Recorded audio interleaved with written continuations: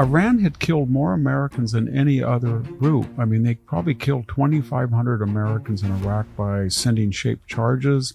They were behind the Hezbollah bombing of the Marine barracks, 243 killed, and our embassy was blown up. What is being a trans person? What is the definition of it? Is it somebody who was a trans on Monday and then Tuesday he adopts his original biological sex? Is it somebody who takes hormones? If so, what level of testosterone now qualify you? You have to have the genitalia and the sexual organs of the new and have an actual surgery. And nobody says anything, so there's no rules.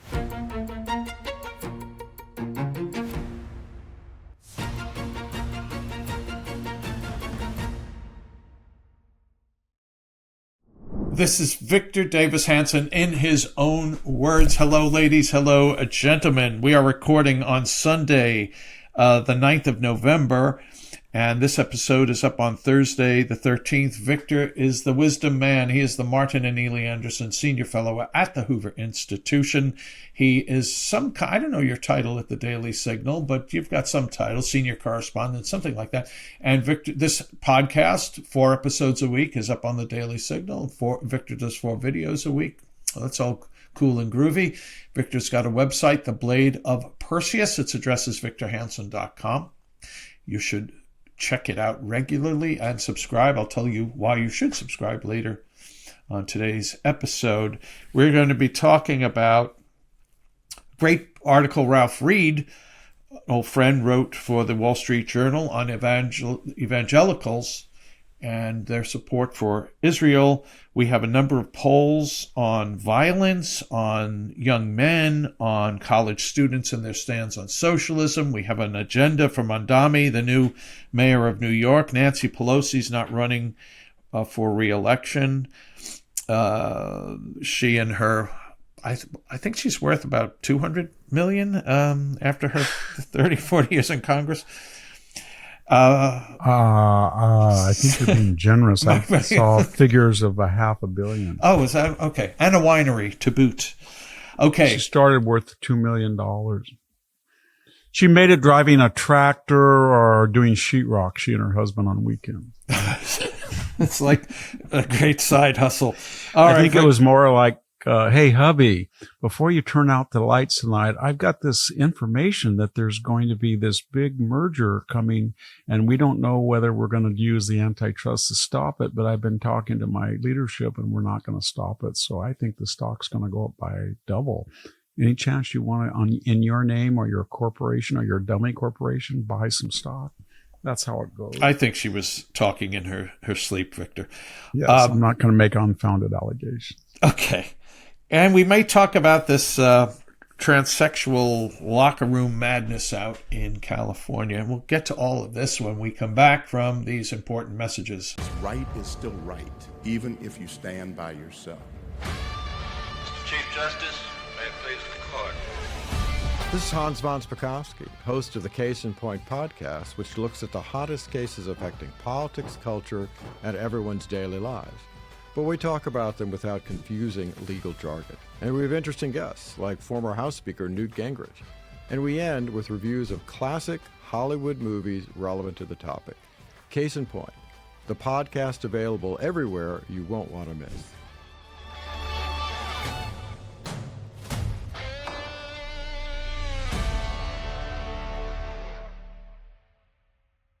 We're back with Victor Davis Hanson in his own words. Victor, I think we just have to quickly let people know, since they came on the very last words, something you were saying. There are a couple of new dogs on the Hanson. Yeah, and well, we have Gracie, and she was dumped. Or no, we got her at the pound, and we got she was dumped, but she went to the pound. Then we've got Spike.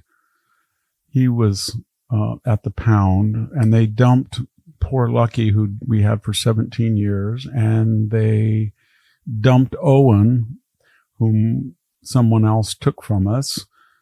There is a recycled dog phenomenon out here in southwest Fresno County that if somebody dumps a dog in your yard and then you take it in and spend $300 to $400 with distemper, vaccinations, rabies, put a collar on, get it spayed or neutered, and then it prances around and somebody comes on your property, they will steal that dog. But they will recycle it with another dog they dump. And we had Sport, who came from he died of old age, and then we had Spotty that was dumped and a person gave. But then we've had this other phenomenon. They dump dogs here. They drive by in our house. It's an old 2-story Victorian. Not that it's impressive, but they just think, well, that person can take care of it, and they dump it. And I told you just 2 weeks ago, I caught a guy in the act. He sent his 2 big German Shepherds. He dumped them. They charged me. I was able to, not have them. I yelled at him, and then he took off. And they turned around. It was really sad. They tried to follow him out. He wouldn't let them back in the car. I don't know what happened to them.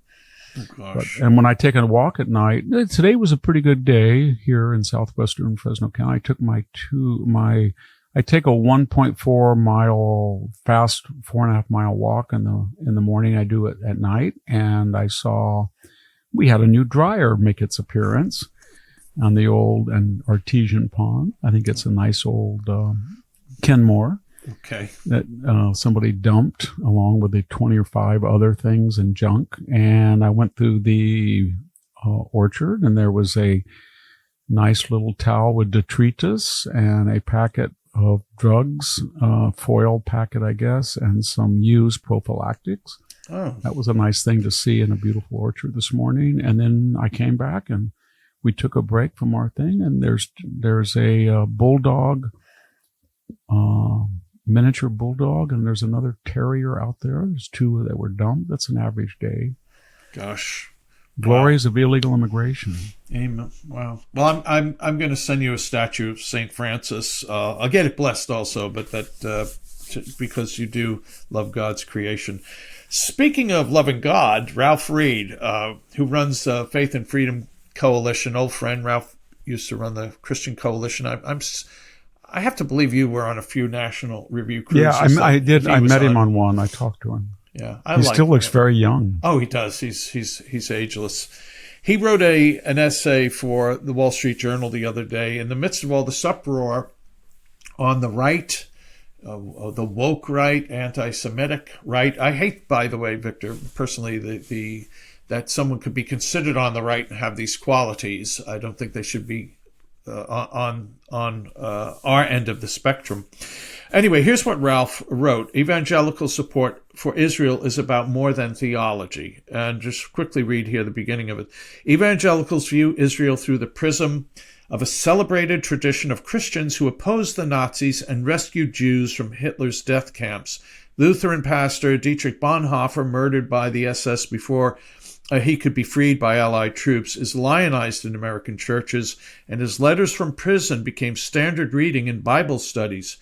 Corrie ten Boom, I hope I said that right, who survived the camps after her family hid Jews in her native Holland, became a featured speaker at Billy Graham's Crusades with her best-selling 1971 autobiography, The Hiding Place, made into a popular film that was a forerunner of today's faith-based film industry. From ten Boom and other quote-unquote righteous Gentiles, evangelicals learned that being a good Christian meant defending Jews.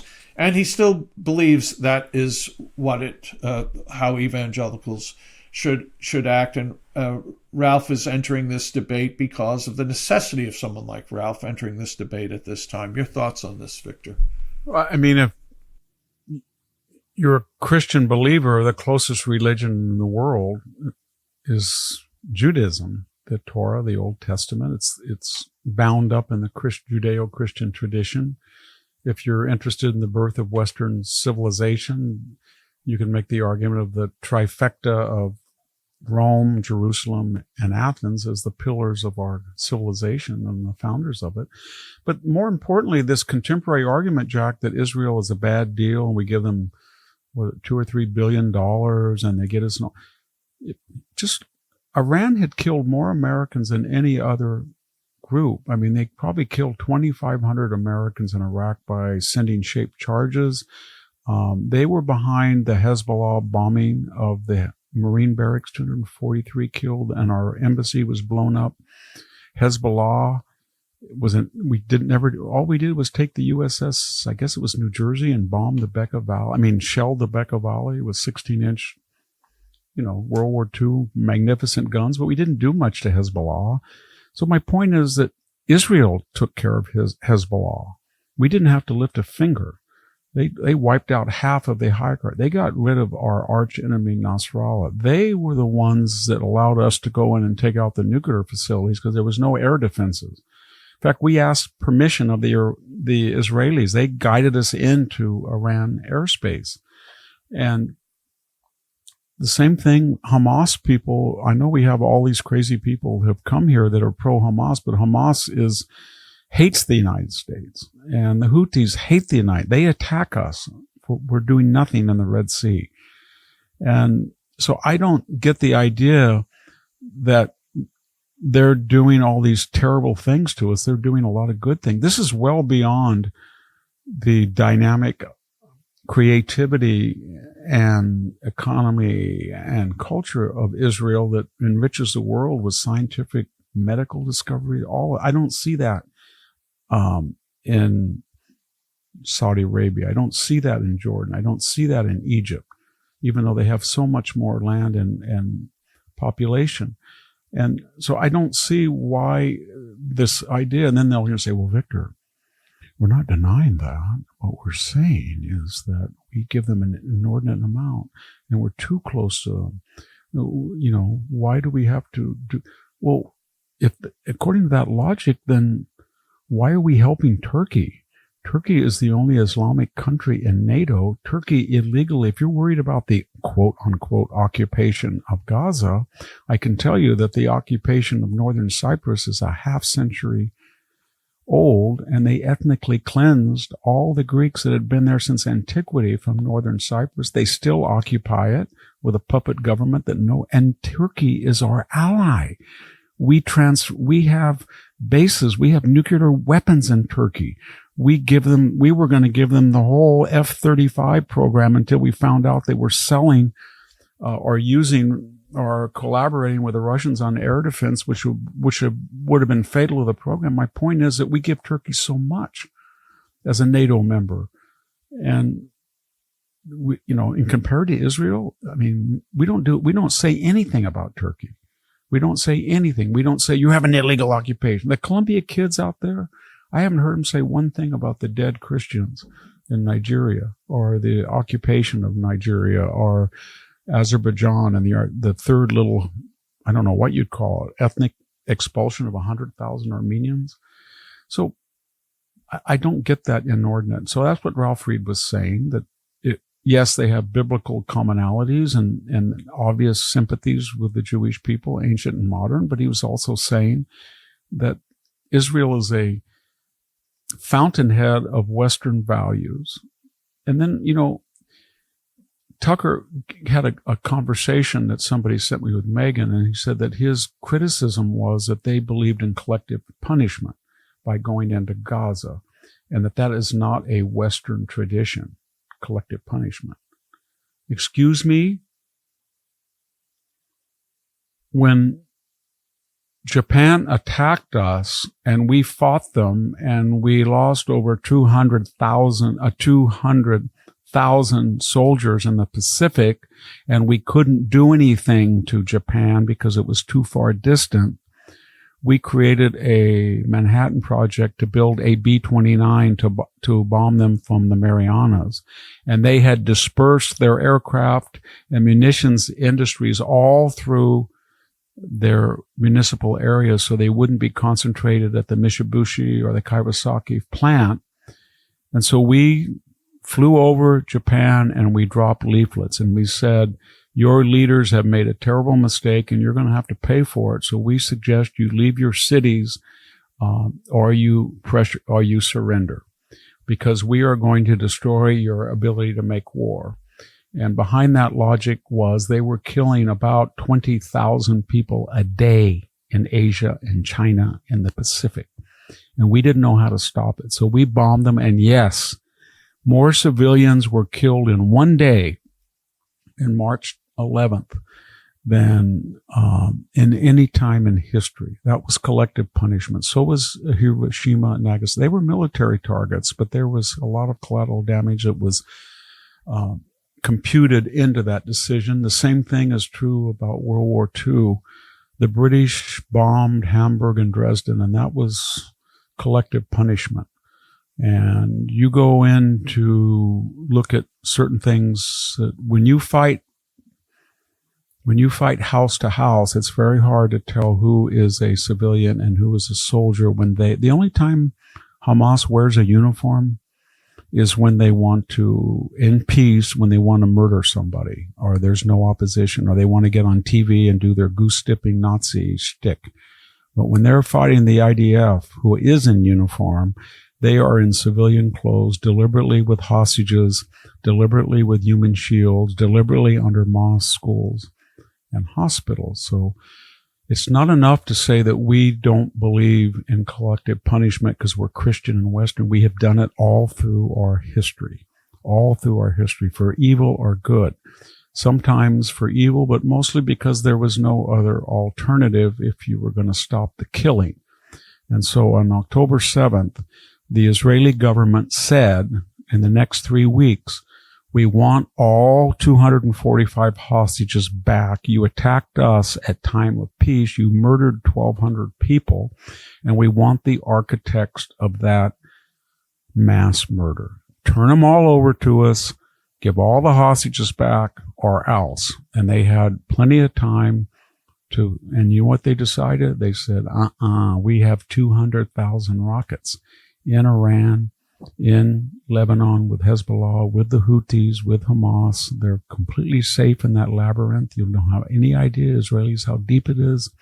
And we're going to plaster your cities, and we're not going to text anybody in Israel like you stupid people do. We're not going to send a text to a high-rise and say, hey, everybody, in 5 minutes, we are going to blast this with guided missiles and drones and cruise missiles. So please, civilian, no, we don't do that. But Israel does. It sends texts. It says, we're going to take this whole building out because it's a Hamas headquarters. So when people don't mention that, and that's not in dispute. When they don't mention that, the question is why?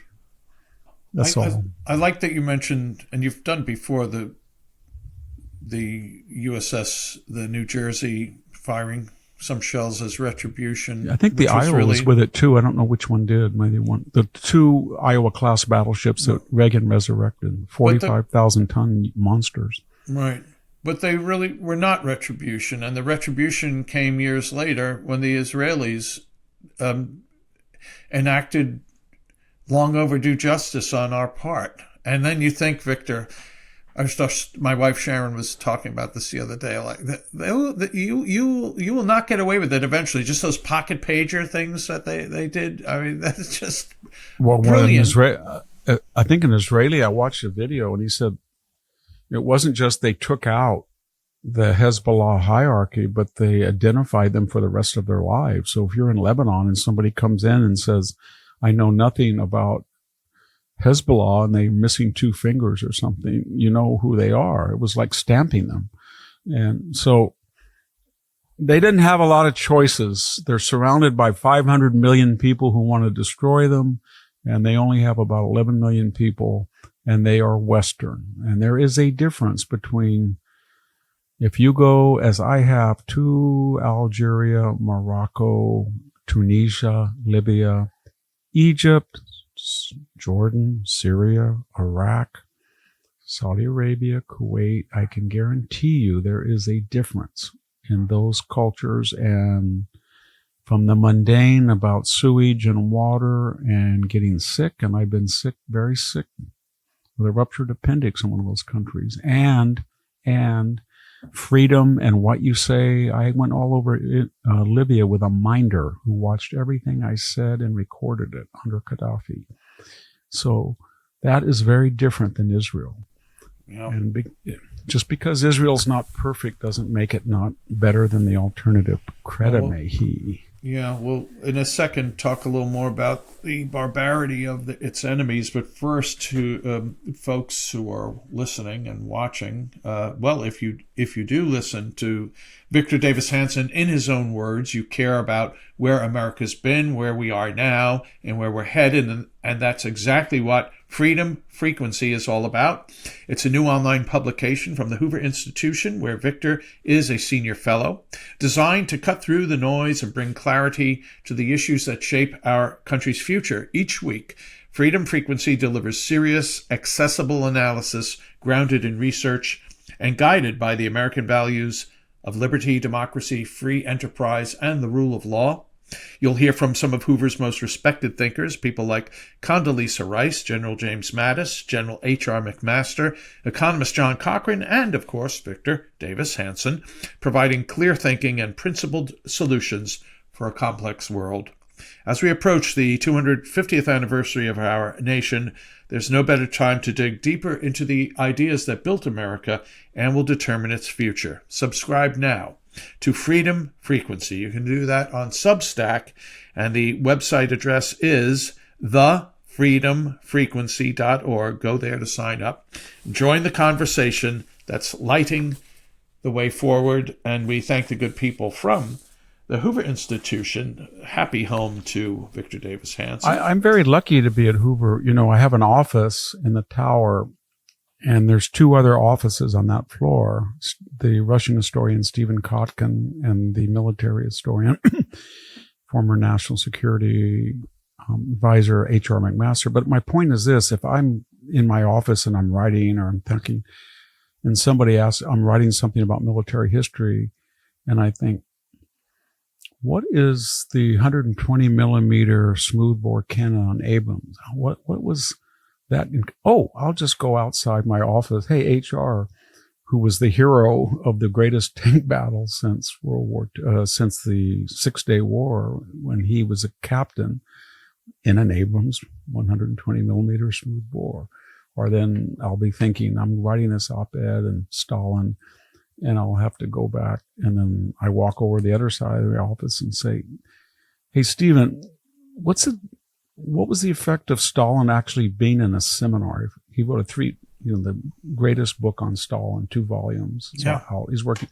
So that's a very unique experience. And you're walking across the Hoover Plaza and you see Andrew Roberts. Yeah. And what was Churchill thinking about Gallipoli? And then, you know, I saw not too long and Hersey Ali and Neil Ferguson. So it's the same thing. It's very exciting for me to leave this farm and then I love this rich experience here with the people I know here, but it's good contrast to talk to these people. Didn't one of the offices on your floor become an aviary for some hawk or something? Didn't they?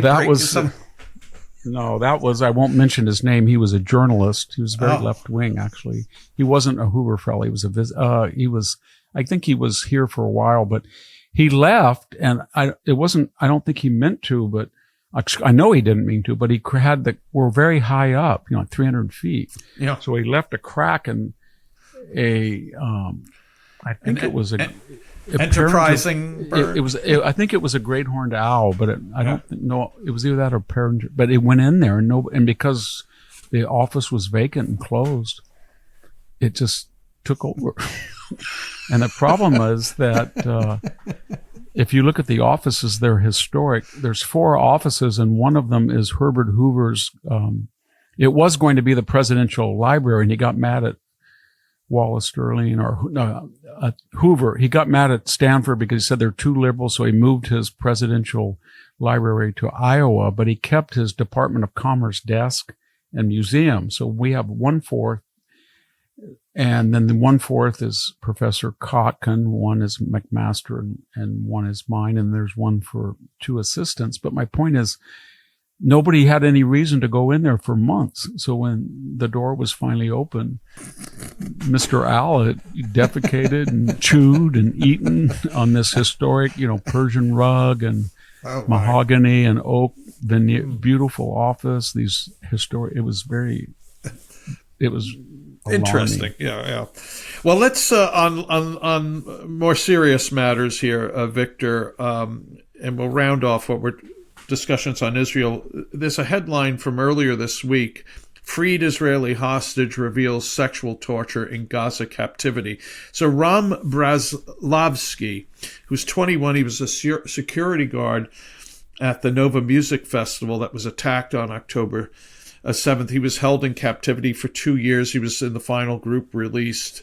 And it says here in excerpts of an upcoming interview with Israel's Channel 13 News, Brazlavsky discloses that his captors from the Palestinian Islamic Jihad stripped him completely naked, bound him, deprived him of food, and repeatedly abused him with the explicit aim to humiliate. Quote, "They stripped me of all my clothes, underwear, everything. They tied me up while I was completely naked. I was torn apart, dying with no food. It was sexual violence, and its main purpose was to humiliate me. The goal was to crush my dignity." Wait, that would be in violation, Jack, of the Geneva Convention on Prisoners. I can't believe Hamas, because I just heard a Hamas spokesman say that it was a myth that there was rapes. Yeah, well. So you're trying to tell me that, remember Sinwar, the person who was the Hamas head? Well, he was in an Israeli prison. I think our readers who are like an instant fact check will remind me, because I'm doing this extemporaneously, but I remember he had a brain tumor. Now, contrast that. He was a prisoner in an Israeli jail, and I think he had convulsions or the symptomatology of a brain tumor, and they took it out and saved his life. And of course, he repaid that magnanimity with planning a October 7th kill fest. But I'm trying to say that when we demonize Israel, I have a feeling that if I ask any of the Israeli haters, you have a choice. You can either be in the tunnels with Gaza or you can be in an Israeli jail. Which would you prefer? Yeah. Well, Victor, I don't know that description would upset many people. Well, it would upset many, but fewer than we would expect. So no, I think a lot of people that are demonstrating at Columbia would say, "Oh, that's great news." Yeah. He's a settler colonialist. They had it coming to him. Well, here's a Politico poll. It's a broader poll about violence. Americans are bracing for more political violence to erupt, including assassinations. So this says a majority of Americans, 55%, expect political violence to increase. That figure underscores just how much the spate of attacks from assassination of Charlie Kirk to the attempt on Donald Trump have rattled the nations. Perhaps most troubling, a significant minority of the population, 24%, believes that there are some instances where violence is justified. That's really, I think we've touched on that once before, Victor, but that a quarter of Americans, and a significant amount of those are from Americans under the age of 45. Younger Americans see violence as acceptable is bad news for our republic. So yeah, it is, especially how they glorified Luigi Mangione, the assassin of the United Healthcare executive. They talk a great game, but I think a lot of that comes from this urban metrosexual identity, in the sense that they're not around people who hunt. They're not around people who do physical, dangerous jobs, who see people injured and maimed. They're not around a lot of soldiers. So they romanticize at a distance the violence. It's more antiseptic to them. Not that they're not capable of it. But I say that because every time I watch an ICE video, or have you ever seen what happens when they actually go after somebody and who's been throwing firecrackers, lasering their eyes or something? They start screaming and whining. You know what I mean? Mm-hmm. Oh, you can't do this to me. There was a video just the other day. They had is it the University of Toronto? They had a meeting where there were IDF soldiers that were there. Did you see that video? And all of these students identifying with Hamas and the radical Palestinian movement broke into it and tried to, as they usually do, disrupt it. But they have to have a really burly person who I think had been a security guard or in the idea, I don't know what, but he very politely said, "You're in private property. You broke a window. Get out." And they didn't do it. And then he started, I'm not kidding you.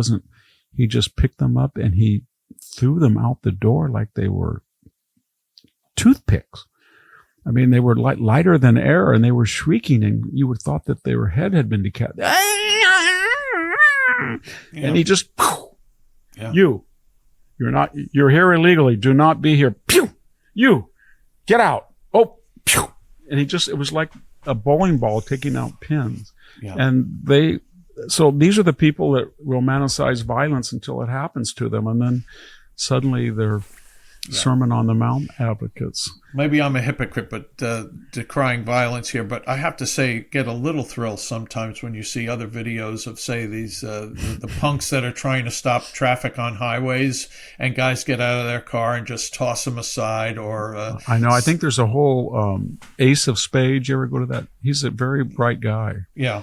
And he has, every once in a while, he'll have video clips of retribution where they'll see, usually from Latin America or Asia, where somebody is trying to rape a girl or beat somebody up. And then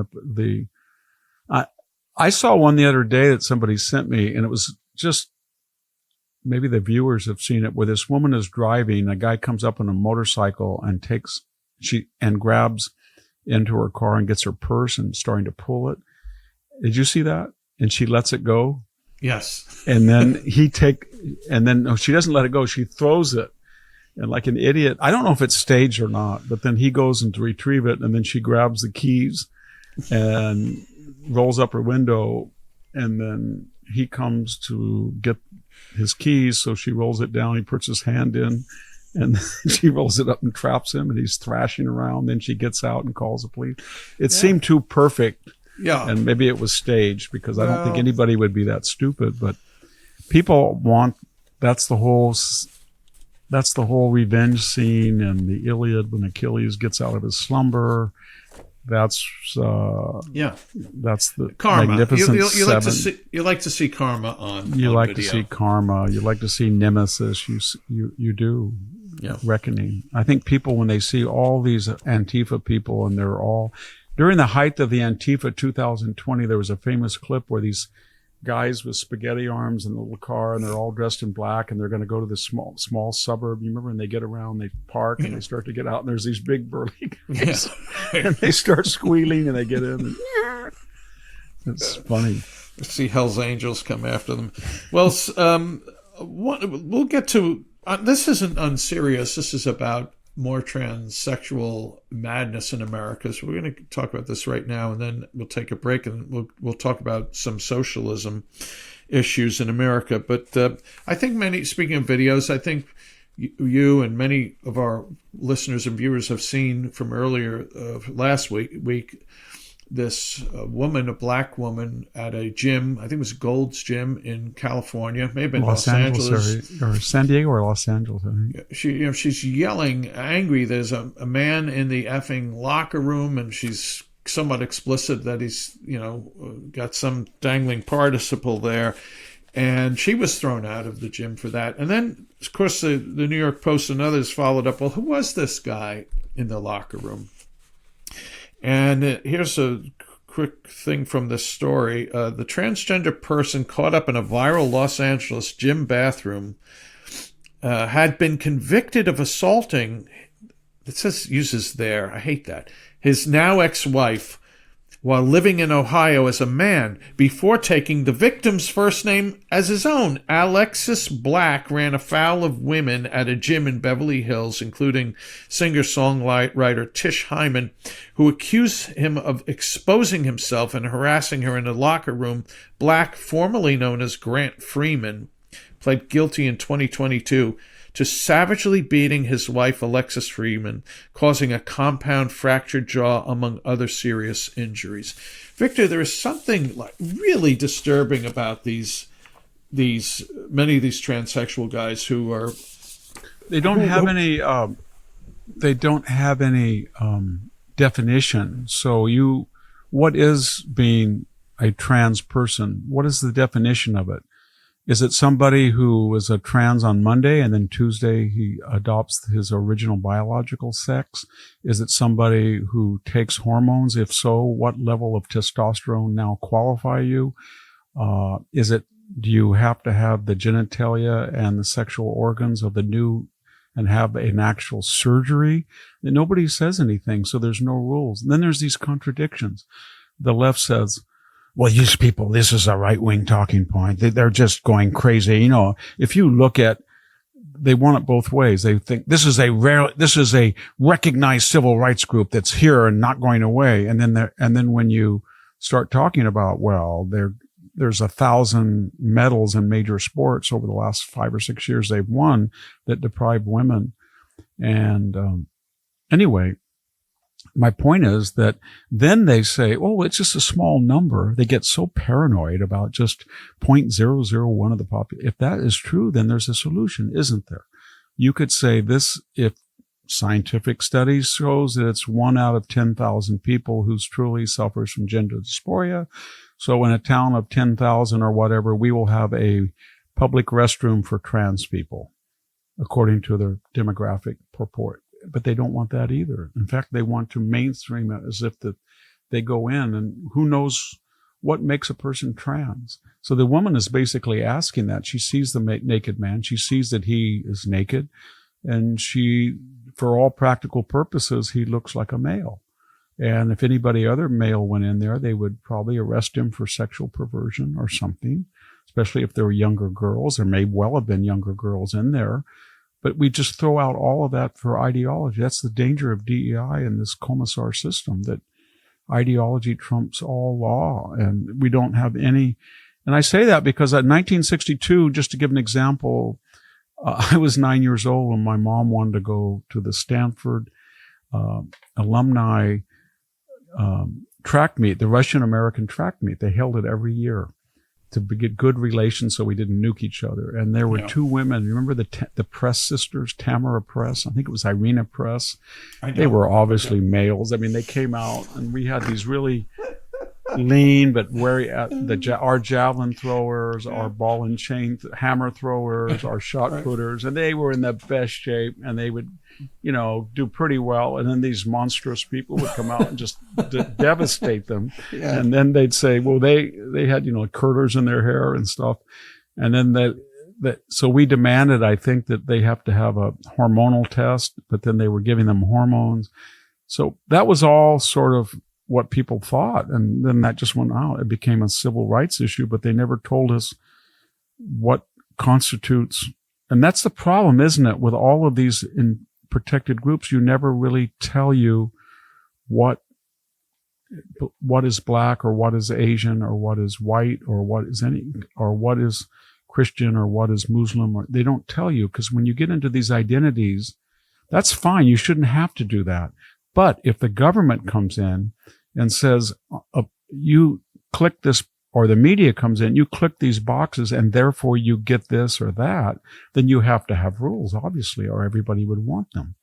And so, Tom Sowell said once to me, I don't like to quote him without his permission, but he said, you can always tell the status of a particular group when other people want to be in that particular group. And and that also shows you the ridiculousness of it, because people who want to be in that particular group will do things that the group can't enforce. So he said when he grew up, and earlier from the stories of his grandparents, if you had 1/16th drop, or you were so-called white, so there were a lot of black Americans that had a lot of white legacy, and they would always want to pass as whites. And that's, there was a movie called Pinky. You remember that? It was about Pinky, that. and then another with Lana Turner. Was just on last night, and I can't remember it. I'll find it. Go ahead. There was also a book by Black Like Me that a white guy changes himself to see what it's like by being a black. But anyway, the point is that that was a reflection de facto that whites had superior privileges, unfair privileges, and people would want to enjoy them. But if the opposite were to be true, as Tom once said, if you thought that blacks got special preferences in hiring or admission, then people would be trying to more often say they were black than white. And of course, that happens now. If you have people saying like Elizabeth Warren or Ward Churchill, they're Native Americans. So there is no stigma. There's a stigma now of being white, at least if you're going to apply for special preferences in a way.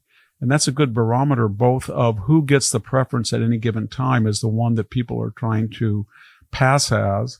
And number two, the fact that they can or cannot shows you that the government doesn't really know what they're doing, and how ridiculous it is to have preferences for anybody, because the moment you have preferences, then you have to have a logical code. And getting back to negative preferences, if you're a anti-Semitic monster in the Nazi world and you say that Jews are Untermenschen and subhuman and you're going to go after them, and you're in Western Europe where you don't have Orthodox Jewish people very often like the East, then what do? Blue eyes? No, Jews have blue eyes. Blonde hair? No, they do too. 1/4, 1/8? I don't know. Go see Herr Goering. He'll get you an exemption if he knows you, if your grandmother was Jewish. Oh, I have an idea. Jewish people are so different and so subhuman to us Aryan Germans that we'll make yellow stars. Because if we don't have yellow stars, we can't distinguish them from Aryan Germans. How ridiculous is that? And that's another example of how ridiculous the whole thing is when any government, for evil or good or whatever misguided reasons, starts to give classifications of race, religion, gender, trans this, trans that. You have to, if you're going to really believe in it, you have to have rules. If you have to have rules, it's going to be ridiculous. And people are going to show you how ridiculous it is by going into a locker room with male genitalia and beating a woman when you were a man recently, and claiming now that you're a woman who's been victimized by somebody who didn't want to watch testicles in front of her. There are some interesting words about all this. I couldn't remember. I just Googled now. Pretendian. So this is the fake Indians like Pocahontas. And then you had, and then you remember the white woman who was Rachel Dolezal. I remember her name, Rachel Dolezal. She was the head of the the Black Lives Matter in Washington. NAACP, I think. And there was Ward Churchill I give him credit though. He went the whole way. Yeah. He got the buckskins, the beads. He called me once and he left he was going to debate me. And some guy put up some money, and all I said was if I was going to go to University of Colorado and debate him, I wanted the same compensation. And the next thing I know, he left a 15-minute harangue on those old voice recorders about that he was going to back out, but he didn't want, it was just a joke. And he was kind of deranged too. And we had that guy from Indian guy who said he was black. Remember, he shaved his head, and he I don't know. I had a student, I won't mention his name, but he just came to me one day and said, I grew up in Egypt and I'm not white. I'm a little darker. And I'm going to say I'm African American. Now, what is wrong with that? And I said, nothing. Egypt is in Africa and now you're an American. But you won't get caught because they don't mean Egyptian or Coptic or anything like that. Yeah. Well, these are people that many of them need Isn't it funny how the left kind of adopted all the racial categories the right in Germany did? They had to have all it is. It's weird. The neo-Confederacy, right? It is. One drop gets you in as a black or an Indian person. One drop. Where did they get that? That was very funny, as I said, that Halle Berry was in a custody suit with her husband, who was white, and she was white too, but she said she wanted custody of their child to grow up with her true identity as black, which she wouldn't get with her divorced husband.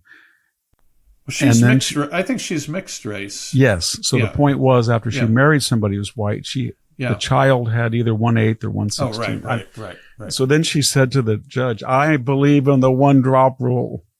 1 drop and you're black.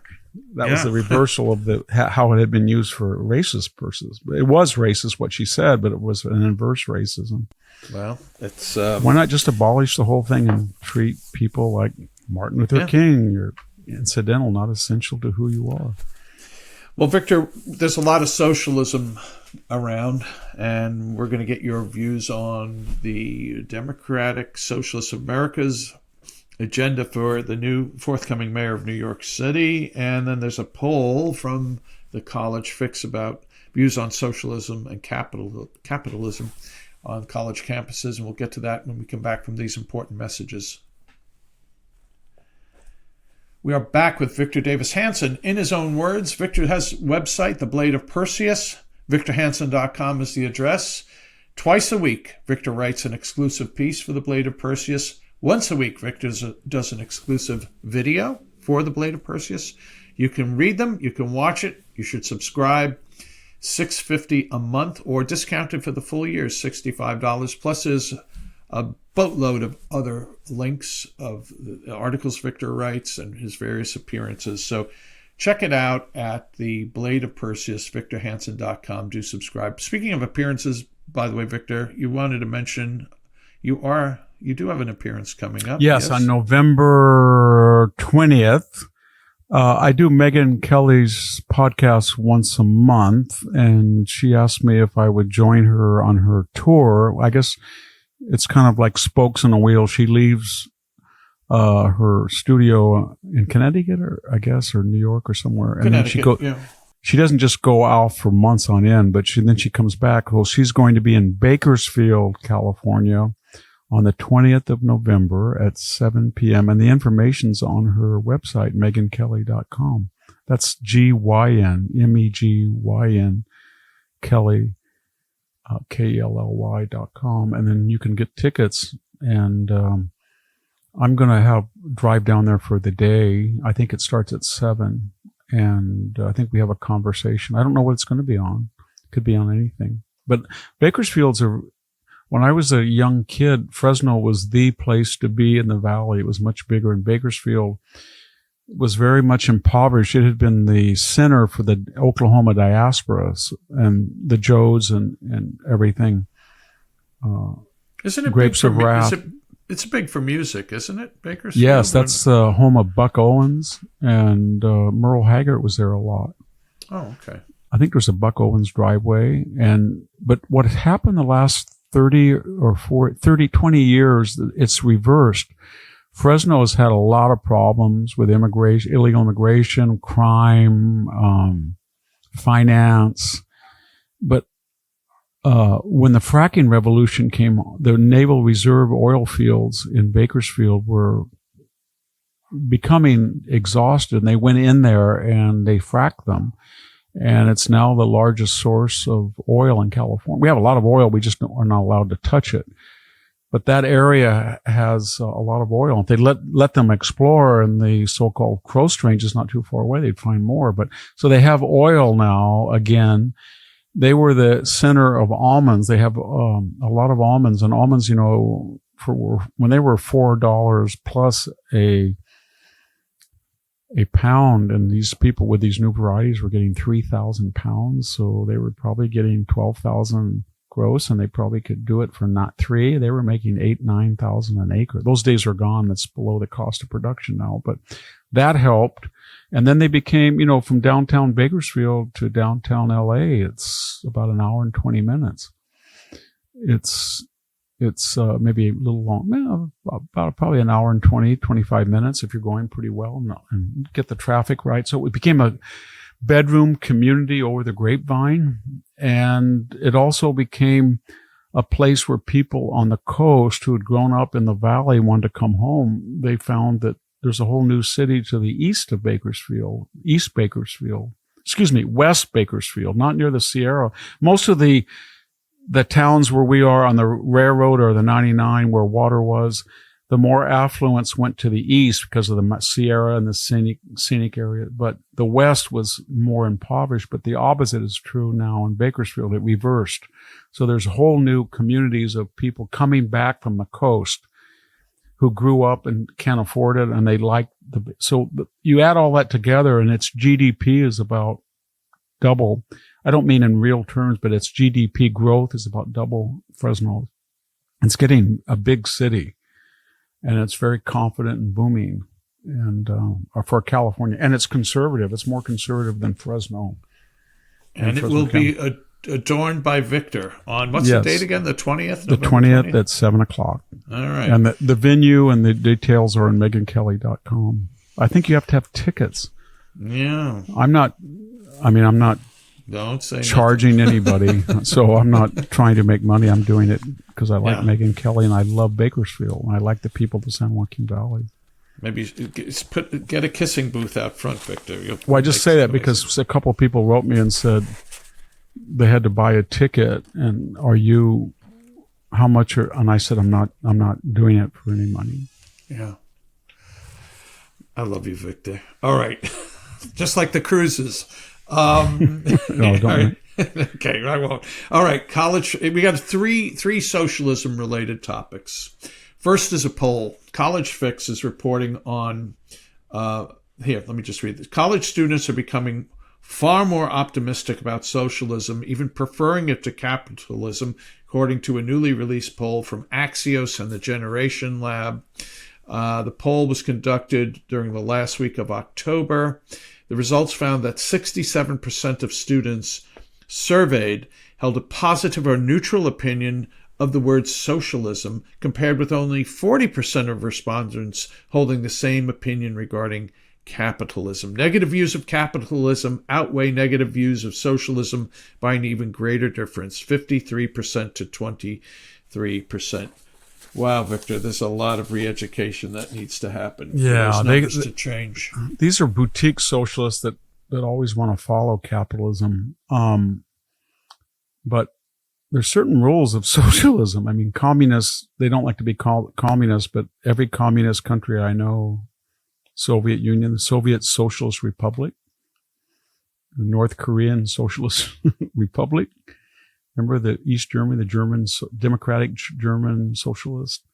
So they always use communist countries always use socialist because it's a nice euphemism. We know what socialists do.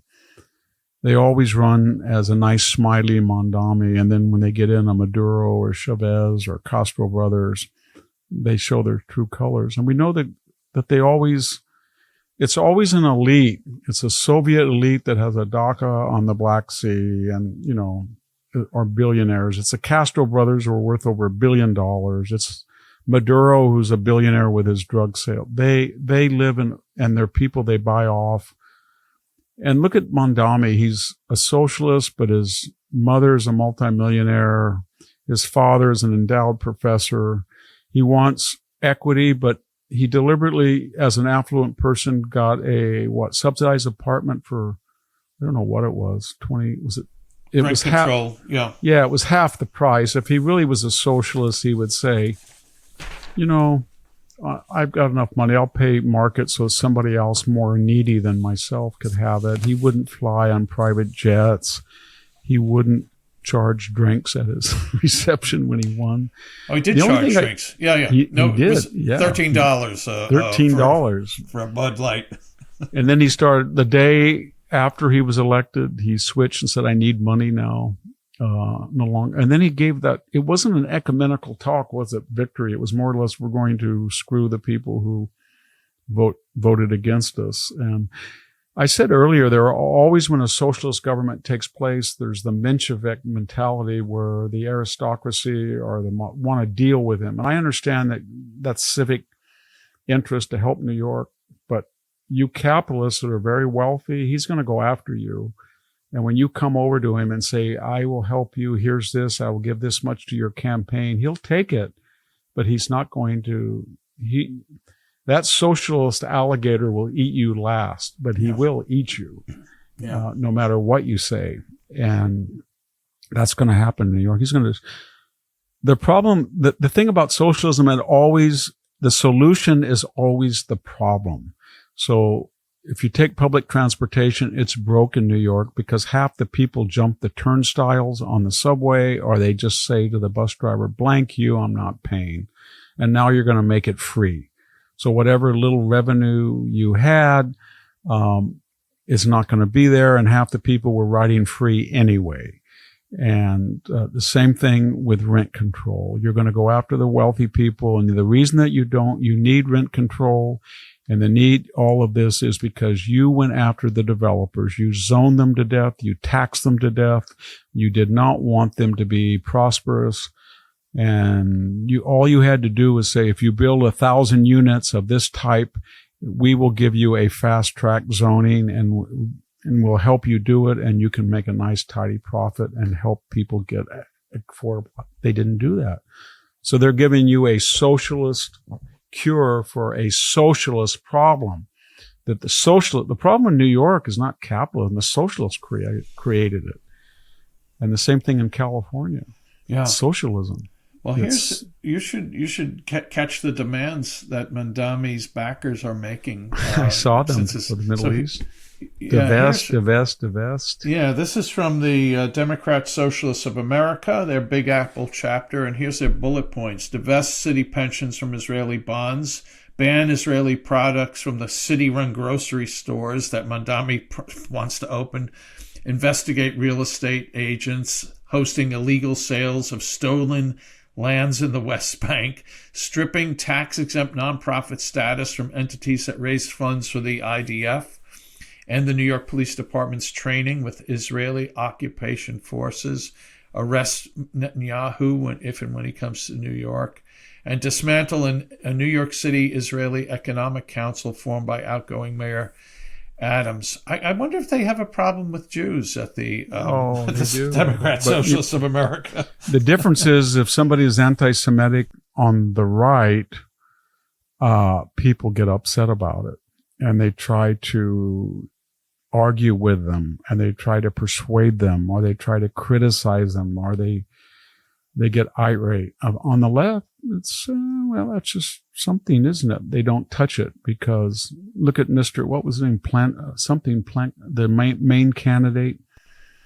The guy with the tattoo. Yeah, he has a Nazi tattoo and that's not disqualifying at all. Even though it's the Totenkopf from the 3rd SS Panzer Division who had a history of butchering Jews. So they don't really, it doesn't bother them to say, it won't hurt Mondami that he's going after Jews. That's who he is. That's who Linda Saussure said she was going to hold his feet to the fire if he does. And that is the problem, isn't it, Linda? Isn't it, Mondami? The reason that you pay too much for rent and too much for food is because you have one IDF trainer come over and he's teaching the police how to deal with violent crowds in a nonviolent way. And that means you don't have enough housing. What does that tell you about this guy? He's going to drop that Mr. Smiley Act really quick. He's going to look at the budget and he's going to say, I got my hands tied. I can't fulfill almost all my promises because of state statutes. I don't have control, but I'm going to do stuff you won't believe. He's not a buffoon like Bill de Blasio, just kind of a clown. He is a hardcore communist socialist, and he's going to do a lot of damage until people wake up. But he should be embraced. So former President Barack Obama said Democrats should welcome socialists as part of the party's broader coalition. His dad was a socialist. Bill Ayers was a communist socialist. Everybody he knew was a socialist. Yeah. What's his name? Marshall, the guy that tutored him in Hawaii.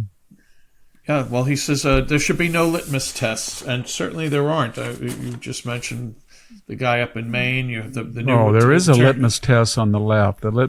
If Mondami can say that he is a communist, I love Soviet Union, nothing will happen to him. Mondami said that we've got to be very careful about Jews, nothing will happen to him. Mondami says, I kind of like Fetterman, I think we need more brotherhood, and he's dead if he says that. Or if he says, you know what, to make New York work, I'm going to have to work with Trump and I'm going to try to meet him halfway, he's dead. And that's the new left. There is no problem on the left. It's if you say something moderate or conservative or you want to work with somebody and you're not at war with them. That's the only thing that can get you.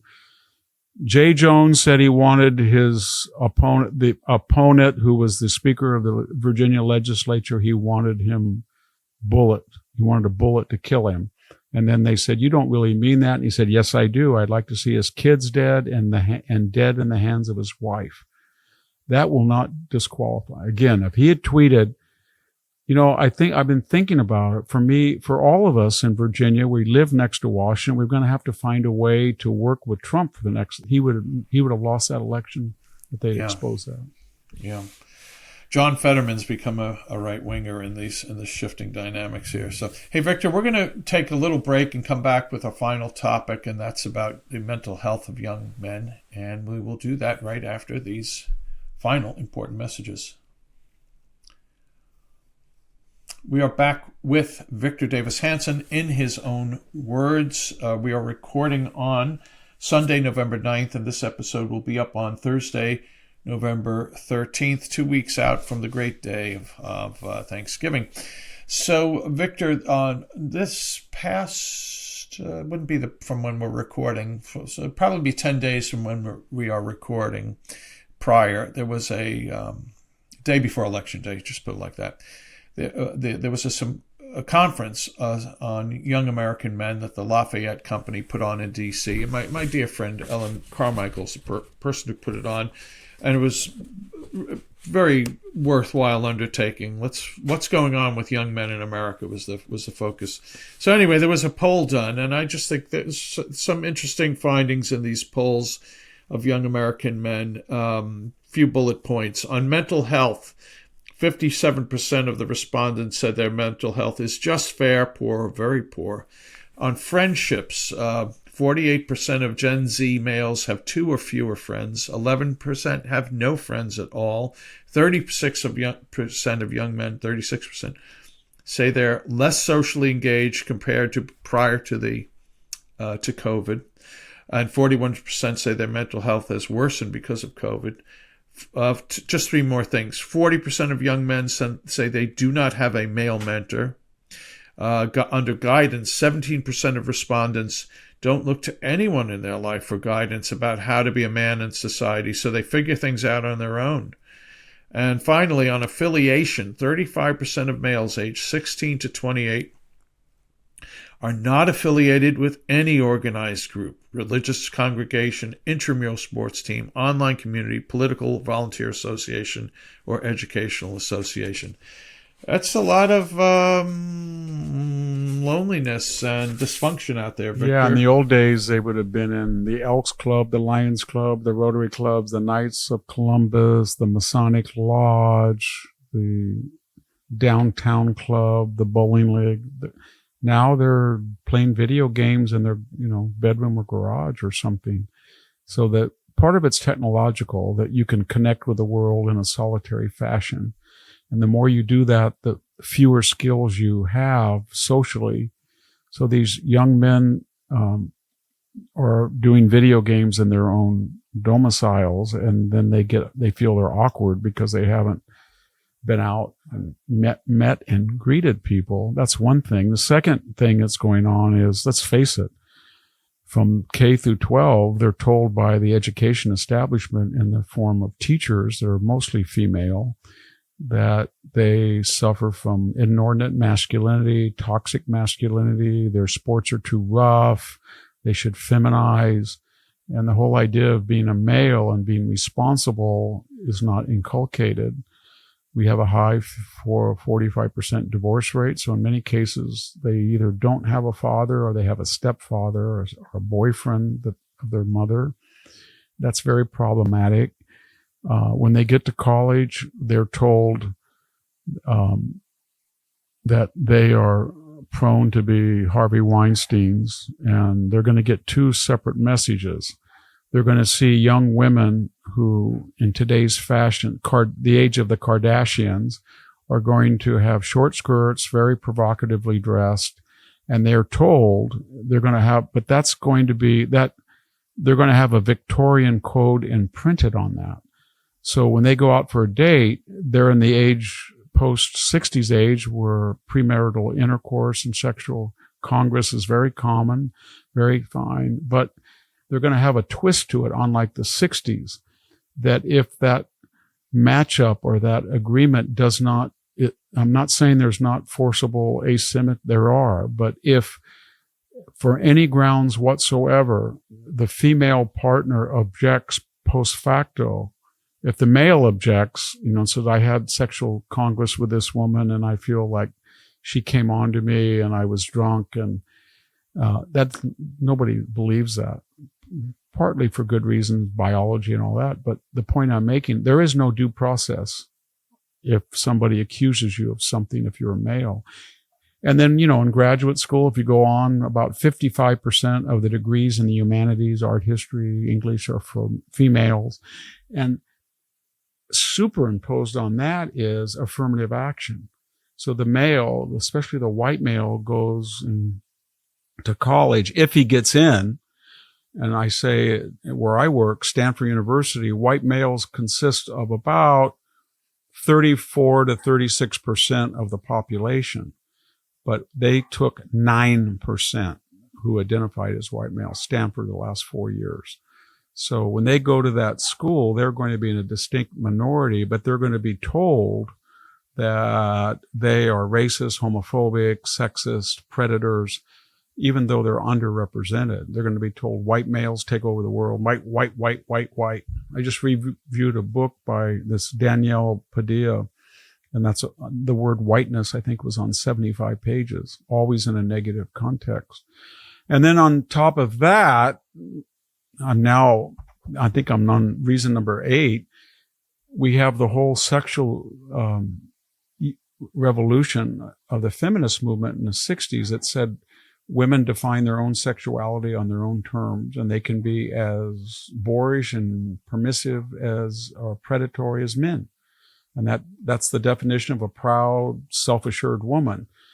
So what that means is the old idea that the male had certain responsibilities imposed on him by society and his family to be a gentleman, to open the door for a woman, to pay for the dinner, and on the first, second, or third date, kiss her on the cheek or something, respect her privacy and make sure that she was treated with respect and dignity. That's out.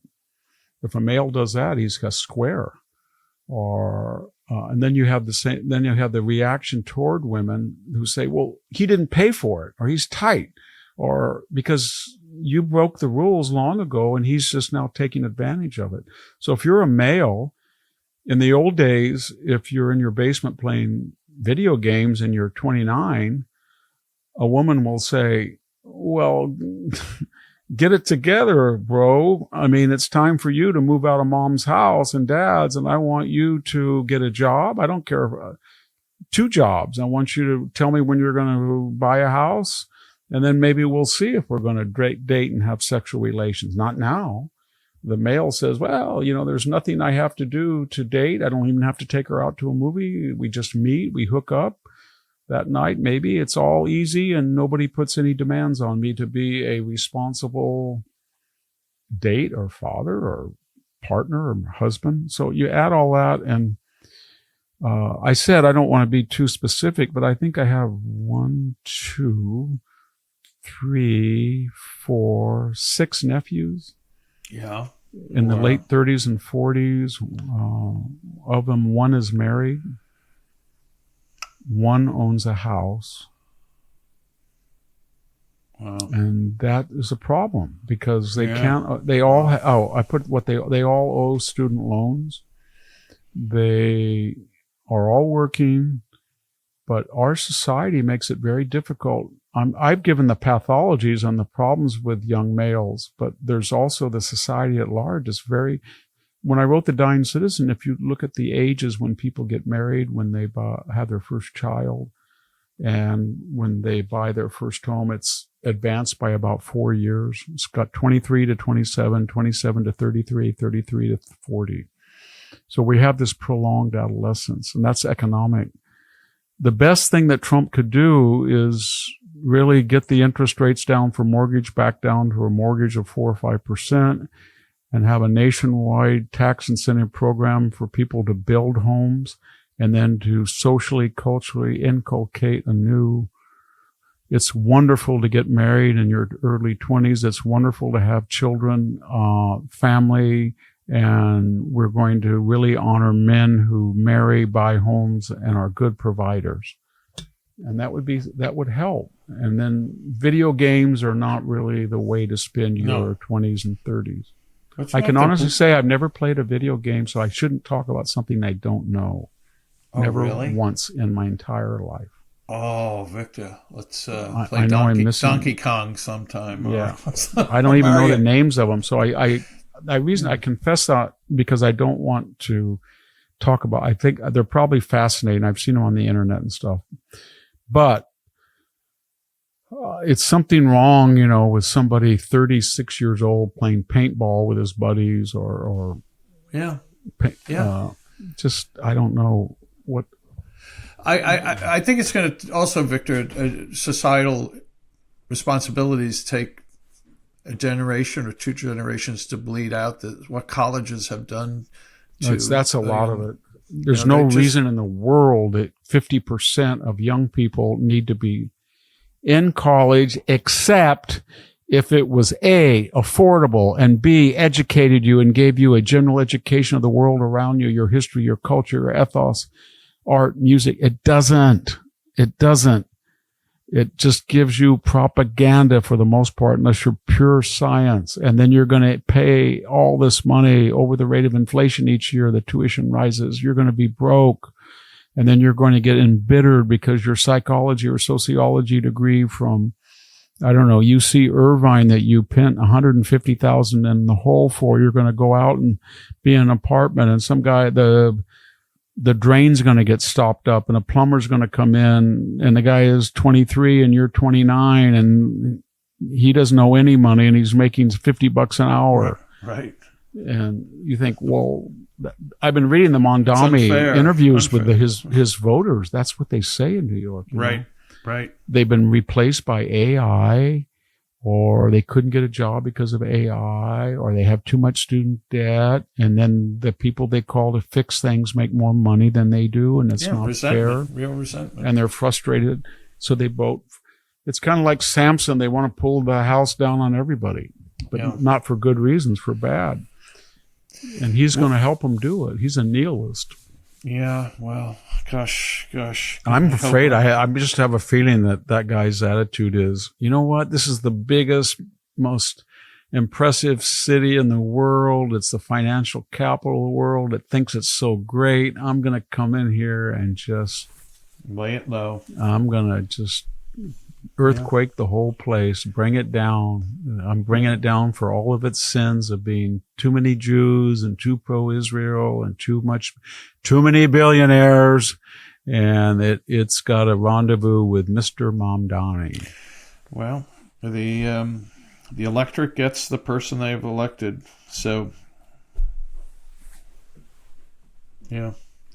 Well, Victor, on that such an uplifting note, I want to read two comments and say one thing.